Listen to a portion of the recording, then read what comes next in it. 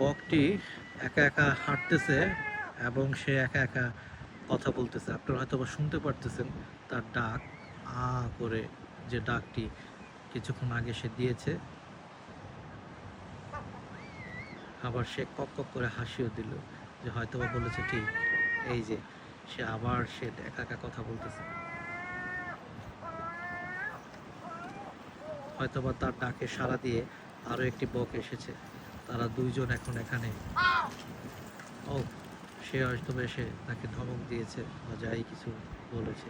আপনাদের কি মতামত, যে হয়তো বা কি কারণে সেই বকটিকে সে তাড়িয়ে দিতে পারে বা সে চলে যেতে পারে?